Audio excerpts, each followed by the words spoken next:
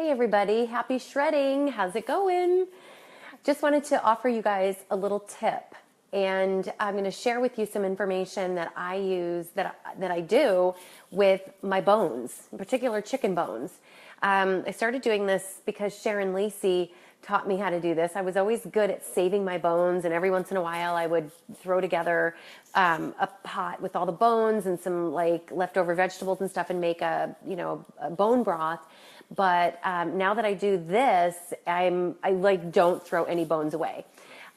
When you buy an organic chicken in the market, you're spending $12 to $16 on an organic chicken. So, and please buy organic chicken with whatever that chicken eats, you're eating. So you want to make sure that your chicken is organic, that it's being fed really good quality food and being raised in a good environment.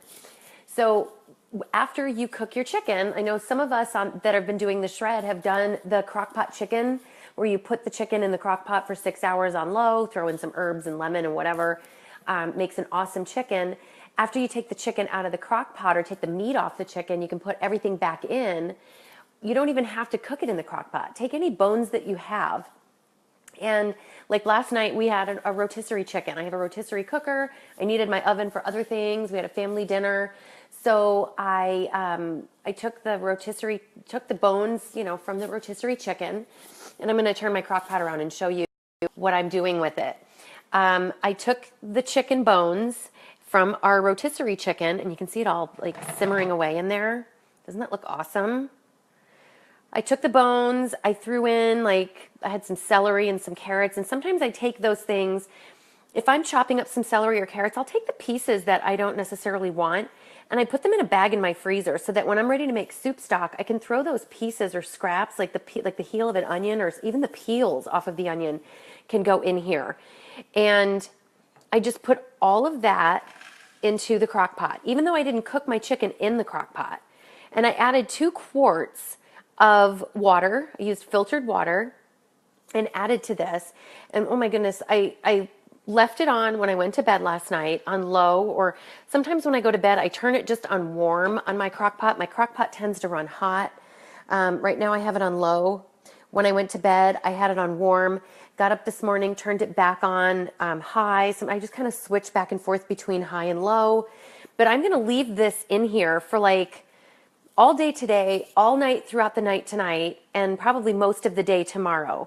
And what I'm going to have is I'll take this out of the crock pot. I'll put the crock pot when it cools out in my refrigerator. I'll let it cool for the night. And in the morning, I'll bring it in. I'll take all the bones and everything out, and I'll strain the liquid through a strainer that's lined with cheesecloth.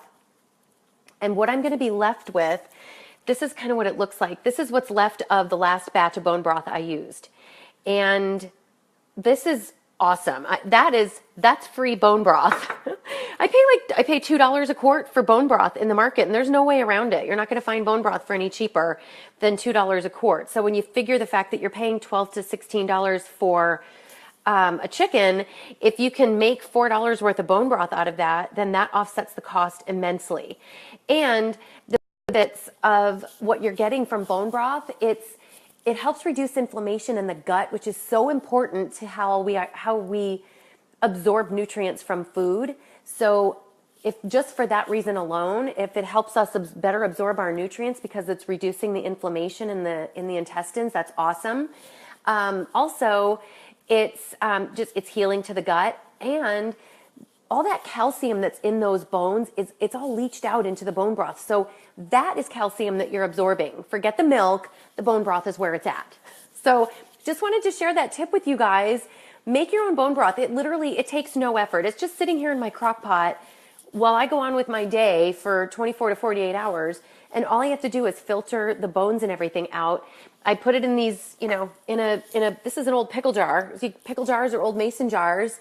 And you're saving money, and you're actually, like, the stuff that's in the carton that you buy in the market, I don't know if this has benefit. I know you can buy bone broth in some stores as well. That would be better, but save yourself the $2 a quart and make your own, since you've already paid for the chicken. So hopefully you guys will do that. Let me know how you do. Don't throw your bones away. Save those bones. Make your own broth.